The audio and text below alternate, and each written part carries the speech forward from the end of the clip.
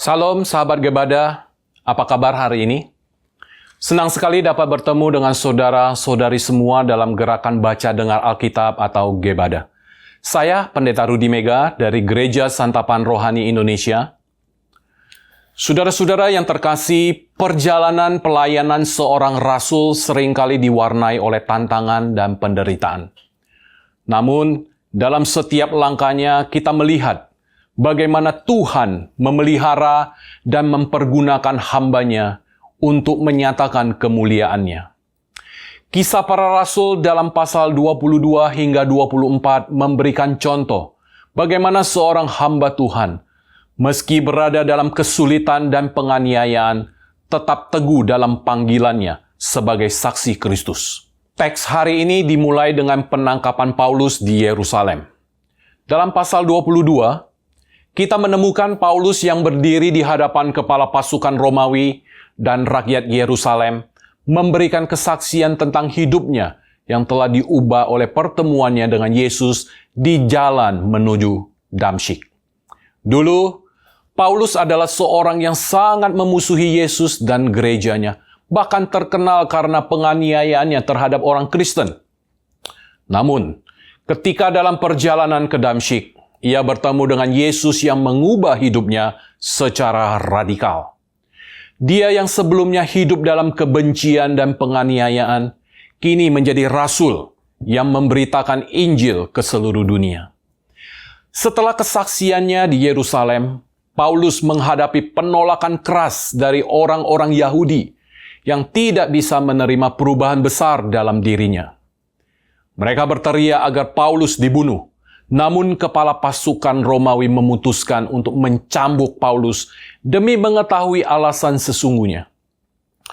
Pada saat itu, Paulus mengungkapkan bahwa ia adalah seorang warga negara Romawi, yang berarti ia memiliki hak perlindungan hukum dari pemerintahan Romawi. Ini adalah langkah penting dalam pembelaannya, karena sebagai warga negara Romawi, ia berhak mendapatkan perlakuan yang adil, bahkan dari pihak yang berusaha menindasnya. Pada pasal 23, kita menyaksikan bagaimana Paulus membela diri di hadapan Sanhedrin, Dewan Agama Yahudi. Dengan hikmat yang diberikan oleh Tuhan, Paulus menyoroti perbedaan keyakinan antara dirinya dan anggota Sanhedrin mengenai kebangkitan orang mati. Hal ini memicu ketegangan yang lebih besar, dan bahkan sekelompok orang merencanakan untuk membunuhnya.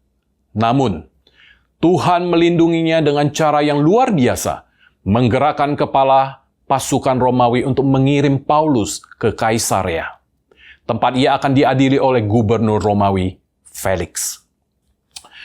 Di hadapan Felix, Paulus dengan tegas menyatakan bahwa ia berbakti kepada Allah dengan menganut jalan Tuhan, yang oleh banyak orang disebut sebagai sekte. Paulus menegaskan keyakinannya bahwa kebangkitan orang mati adalah inti dari iman Kristen dan sebuah janji Allah yang tertulis dalam hukum Taurat dan kitab nabi-nabi. Pengakuan ini bukan hanya pembelaan dirinya, tetapi juga kesaksian tentang iman Kristen yang tidak dapat dipisahkan dari harapan akan kebangkitan hidup yang dijanjikan Yesus Kristus. Ketika Felix mendengar pembelaan Paulus, ia memilih untuk menunda keputusannya, menunjukkan bahwa rencana Tuhan masih berjalan, meskipun situasi tampaknya sulit dan penuh ketidakpastian. Keadaan ini mengingatkan kita bahwa dalam setiap penganiayaan atau penderitaan, Tuhan selalu memiliki rencana yang lebih besar bagi umat-Nya. Sekarang, mari kita membaca Kisah Para Rasul pasal 22 hingga 24 bersama untuk lebih memahami bagaimana Tuhan memelihara dan menuntun Paulus dalam setiap langkahnya sebagai saksi Kristus.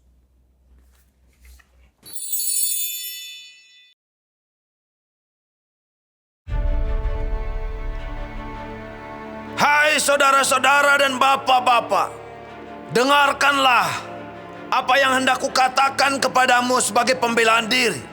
Ketika orang banyak itu mendengar ia berbicara dalam bahasa Ibrani, makin tenanglah mereka. ia berkata, Aku adalah orang Yahudi, lahir di Tarsus, di tanah Kilikia, tetapi dibesarkan di kota ini. Dididik dengan teliti di bawah pimpinan Gamaliel dalam hukum nenek moyang kita, sehingga aku menjadi seorang yang giat bekerja bagi Allah, sama seperti kamu semua pada waktu ini. Dan aku telah menganiaya pengikut-pengikut jalan Tuhan sampai mereka mati. Laki-laki dan perempuan kutangkap dan kuserahkan ke dalam penjara. Tentang hal itu, baik imam besar maupun majelis tua-tua dapat memberi kesaksian. Dari mereka aku telah membawa surat-surat untuk saudara-saudara di Damsyik. Dan aku telah pergi ke sana untuk menangkap penganut-penganut jalan Tuhan yang terdapat juga di situ, dan membawa mereka ke Yerusalem untuk dihukum. Tetapi dalam perjalananku ke sana, ketika aku sudah dekat Damsyik, yaitu waktu tengah hari, tiba-tiba memancarlah cahaya yang menyilaukan dari langit mengelilingi aku. Maka rebahlah aku ke tanah, dan aku mendengar suatu suara yang berkata kepadaku, Saulus, Saulus, mengapakah engkau menganiaya aku? Jawabku, siapakah engkau Tuhan?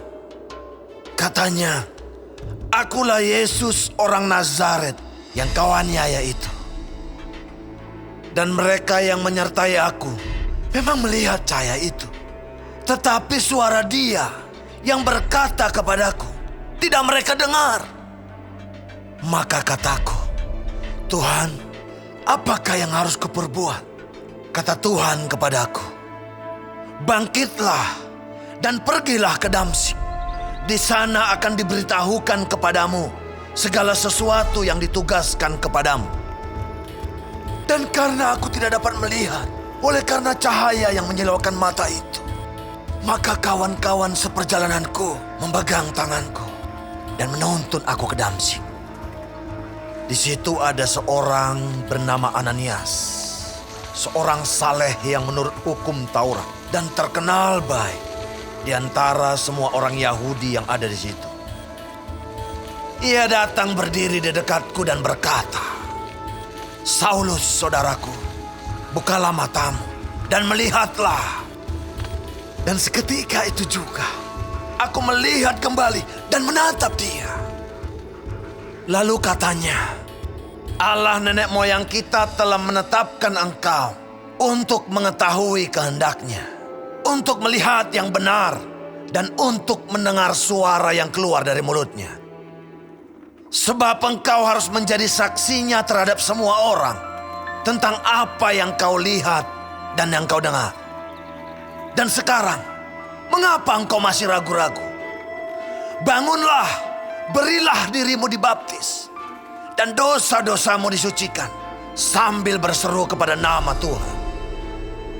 Sesudah aku kembali di Yerusalem, dan ketika aku sedang berdoa di dalam bait Allah, rohku diliputi oleh kuasa ilahi. Aku melihat dia yang berkata kepadaku, lekaslah, segeralah tinggalkan Yerusalem, sebab mereka tidak akan menerima kesaksianmu tentang aku. Jawabku, Tuhan, mereka tahu bahwa akulah yang pergi dari rumah ibadat yang satu ke rumah ibadat yang lain, dan yang memasukkan mereka yang percaya kepadamu ke dalam penjara dan menjasa mereka. Dan ketika darah Stefanus, saksimu itu, ditumpahkan, aku ada di situ dan menyetujui perbuatan itu. Dan aku menjaga pakaian mereka yang membunuhnya.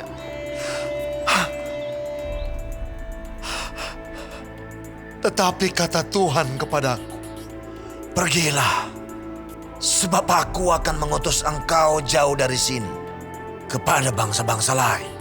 rakyat mendengarkan Paulus sampai kepada perkataan itu. Tetapi sesudah itu, mereka mulai berteriak, katanya, enyahkan orang ini dari muka bumi. Ia tidak layak hidup. Mereka terus berteriak sambil melemparkan jubah mereka dan menghamburkan debu ke udara. Karena itu, kepala pasukan memberi perintah untuk membawa Paulus ke markas dan menyuruh memeriksa dan menyesah dia supaya dapat diketahui apa sebabnya orang banyak itu berteriak-teriak sedemikian terhadap dia. Tetapi ketika Paulus ditelentangkan untuk disesah, berkatalah ia kepada perwira yang bertugas, Bolehkah kamu menyesah seorang warga negara Rom? Apalagi tanpa diadili. Mendengar perkataan itu, perwira itu melaporkannya kepada kepala pasukan. Katanya, Apakah yang hendak engkau perbuat? Orang itu warga negara Rom.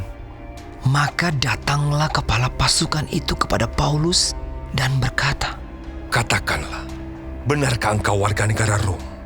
jawab Paulus. Benar.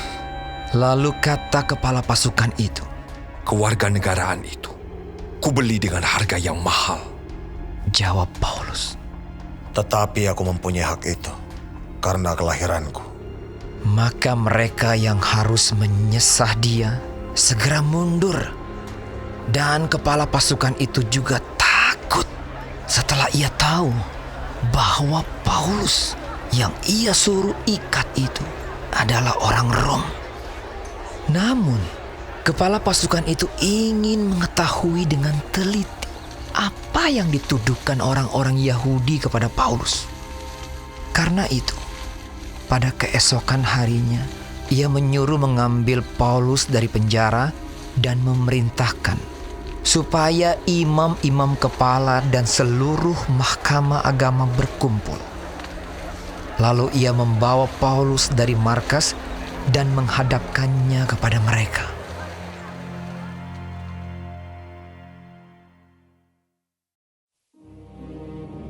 Sambil menatap anggota-anggota mahkamah agama, Paulus berkata, Hai saudara-saudaraku, sampai kepada hari ini, aku tetap hidup dengan hati nurani yang murni di hadapan Allah. Tetapi imam besar Ananias menyuruh orang-orang yang berdiri dekat Paulus menampar mulut Paulus. Membalas itu Paulus berkata kepadanya, Allah akan menampar engkau, hai tembok yang dikapur putih-putih. Engkau duduk di sini untuk menghakimi aku menurut hukum Taurat.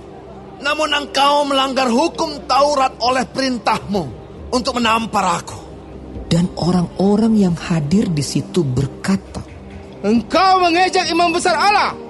jawab Paulus, Hai saudara-saudara, aku tidak tahu bahwa ia adalah imam besar.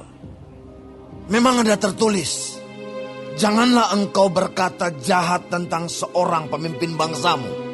dan karena ia tahu bahwa sebagian dari mereka itu termasuk golongan orang Saduki dan sebagian termasuk golongan orang Farisi, ia berseru dalam mahkamah agama itu. Katanya, Hai saudara-saudaraku, aku adalah orang Farisi, keturunan orang Farisi. Aku dihadapkan ke mahkamah ini karena aku mengharap akan kebangkitan orang mati. ketika ia berkata demikian, timbullah perpecahan antara orang-orang Farisi dan orang-orang Saduki, dan terbagi-bagilah orang banyak itu. Sebab orang-orang Saduki mengatakan bahwa tidak ada kebangkitan dan tidak ada malaikat atau roh. Tetapi orang-orang Farisi mengakui kedua-duanya. Maka terjadilah keributan besar.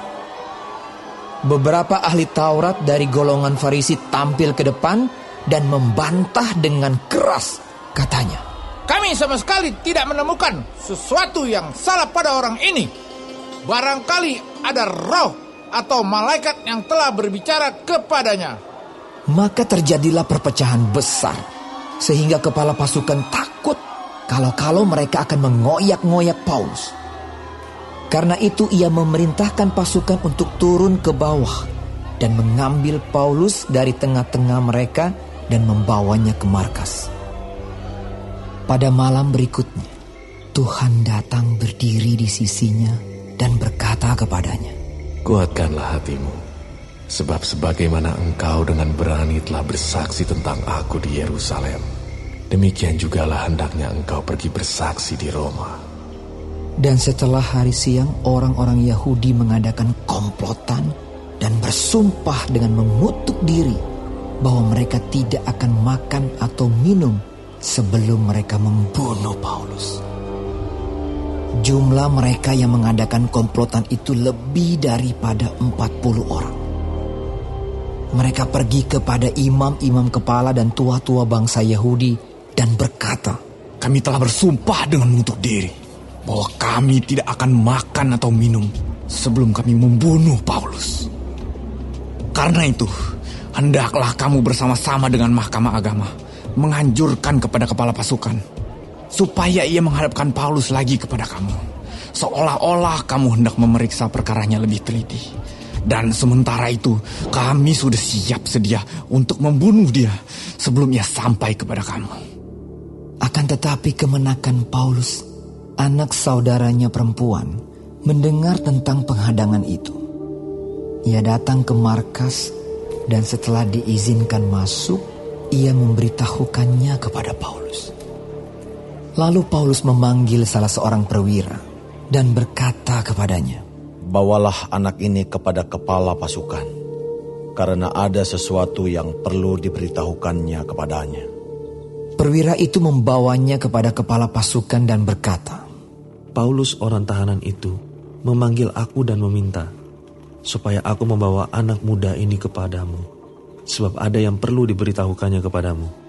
Maka kepala pasukan itu memegang tangan anak muda itu, lalu membawanya ke samping dan bertanya, Apakah yang perlu kau beritahukan kepadaku? Jawabnya, Orang-orang Yahudi telah bersepakat untuk meminta kepadamu supaya besok engkau menghadapkan Paulus lagi ke Mahkamah Agama. Seolah-olah mahkamah itu mau memperoleh keterangan yang lebih teliti daripadanya. Akan tetapi, janganlah engkau mendengarkan mereka, sebab lebih daripada 40 orang dari mereka telah siap untuk menghadang dia. Mereka telah bersumpah dengan mengutuk diri bahwa mereka tidak akan makan atau minum sebelum mereka membunuh dia. Sekarang mereka telah siap sedia dan hanya menantikan keputusanmu. Lalu kepala pasukan menyuruh anak muda itu pulang dan memerintahkan kepadanya, Jangan katakan kepada siapapun juga bahwa engkau telah memberitahukan hal ini kepadaku. Kemudian kepala pasukan memanggil 2 perwira dan berkata, Siapkan 200 orang prajurit untuk berangkat ke Kaisarea beserta 70 orang berkuda dan 200 orang bersenjata lembing, kira-kira pada jam 9 malam ini. Sediakan juga beberapa keledai tunggang untuk Paulus dan bawalah dia dengan selamat kepada wali negeri Felix. Dan ia menulis surat yang isinya sebagai berikut. Salam dari Claudius Lysias kepada wali negeri Felix yang mulia. Orang ini ditangkap oleh orang-orang Yahudi, dan ketika mereka hendak membunuhnya, aku datang dengan pasukan mencegahnya dan melepaskannya, karena aku dengar bahwa ia adalah warga negara Roma. Untuk mengetahui apa alasannya mereka mendakwa dia, aku menghadapkannya ke Mahkamah Agama mereka. Ternyatalah bagiku bahwa ia didakwa karena soal-soal hukum Taurat mereka, tetapi tidak ada tuduhan atas mana ia patut dihukum mati atau dipenjarakan. Kepadaku telah diberitahukan bahwa ada komplotan merencanakan membunuh dia. Karena itu, aku segera menyuruh membawa dia kepadamu. Sedang kepada para pendakwa telah kuberitahukan bahwa mereka harus mengajukan perkara itu kepadamu. Lalu prajurit-prajurit itu mengambil Paulus sesuai dengan yang diperintahkan kepada mereka dan membawanya pada waktu malam ke Antipatris. Pada keesokan harinya, mereka membiarkan orang-orang berkuda dan Paulus meneruskan perjalanan dan mereka sendiri pulang ke markas. Setibanya di Kaisarea, orang-orang berkuda itu menyampaikan surat itu kepada wali negeri serta menyerahkan Paulus kepadanya.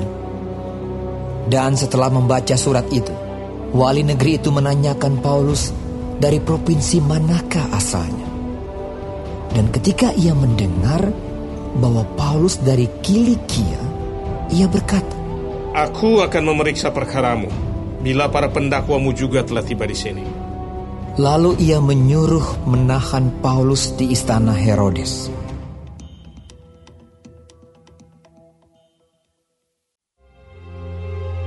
Lima hari kemudian datanglah imam besar Ananias bersama-sama dengan beberapa orang tua-tua dan seorang pengacara bernama Tertulus.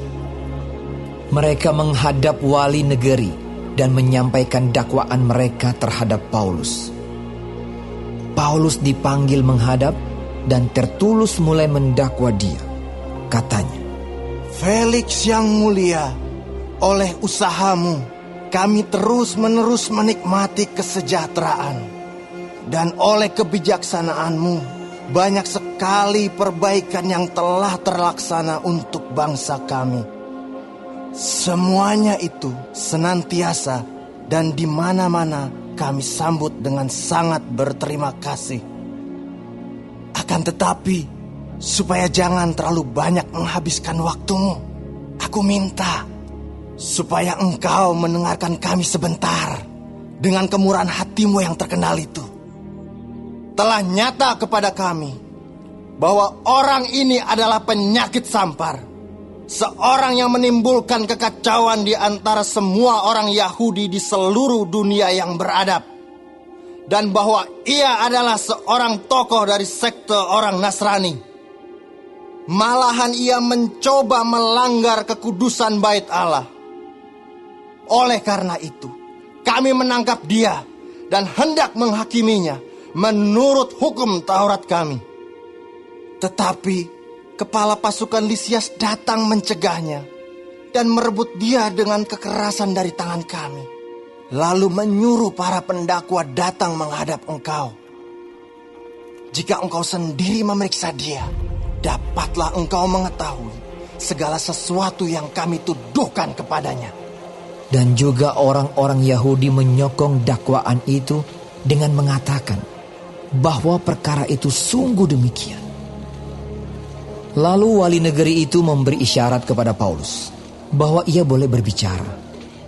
Maka berkatalah Paulus, Aku tahu bahwa sudah bertahun-tahun lamanya engkau menjadi hakim atas bangsa ini.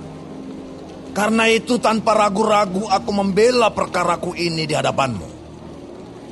Engkau dapat memastikan bahwa tidak lebih dari 12 hari yang lalu aku datang ke Yerusalem untuk beribadah. Dan tidak pernah orang mendapati aku sedang bertengkar dengan seseorang atau mengadakan huru-hara, baik di dalam bait Allah maupun di dalam rumah ibadat atau di tempat lain di kota. Dan mereka tidak dapat membuktikan kepadamu apa yang sekarang dituduhkan mereka kepada diriku.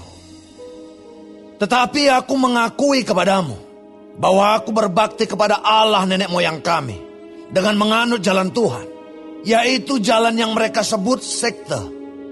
Aku percaya kepada segala sesuatu yang ada tertulis dalam hukum Taurat dan dalam kitab nabi-nabi.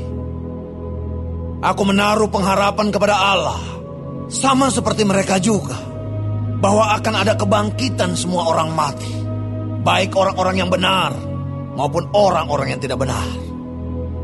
Sebab itu, aku senantiasa berusaha untuk hidup dengan hati nurani yang murni di hadapan Allah dan manusia.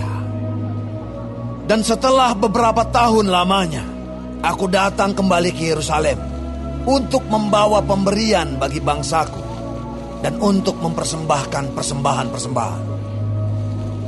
Sementara aku melakukan semuanya itu, beberapa orang Yahudi dari Asia mendapati aku di dalam bait Allah sesudah aku selesai mentahirkan diriku, tanpa orang banyak dan tanpa keributan. Mereka lah yang sebenarnya harus menghadap engkau di sini dan mengajukan dakwaan mereka jika mereka mempunyai sesuatu terhadap aku. Namun, biarlah orang-orang yang hadir di sini sekarang menyatakan kejahatan apakah yang mereka dapati ketika aku dihadapkan di mahkamah agama. Atau mungkinkah karena satu-satunya perkataan yang aku serukan ketika aku berdiri di tengah-tengah mereka yakni karena hal kebangkitan orang-orang mati, aku hari ini dihadapkan kepada kamu. Tetapi Felix yang tahu benar-benar akan jalan Tuhan menangguhkan perkara mereka. Katanya, setibanya kepala pasukan Lisias di sini, aku akan mengambil keputusan dalam perkaramu. Lalu ia menyuruh perwira itu tetap menahan Paulus, tetapi dengan tahanan ringan, dan tidak boleh mencegah sahabat-sahabatnya melayani dia. Dan setelah beberapa hari datanglah Felix bersama-sama dengan istrinya Drusilla, seorang Yahudi. Ia menyuruh memanggil Paulus, lalu mendengar daripadanya tentang kepercayaan kepada Yesus Kristus. Tetapi ketika Paulus berbicara tentang kebenaran, penguasaan diri, dan penghakiman yang akan datang, Felix menjadi takut dan berkata, "Cukuplah dahulu dan pergilah sekarang. Apabila ada kesempatan baik, aku akan menyuruh memanggil engkau." Sementara itu ia berharap bahwa Paulus akan memberikan uang kepadanya. Karena itu ia sering memanggilnya untuk bercakap-cakap dengan dia. Tetapi sesudah genap 2 tahun, Felix digantikan oleh Porcius Festus. Dan untuk mengambil hati orang Yahudi, ia membiarkan Paulus tetap dalam penjara.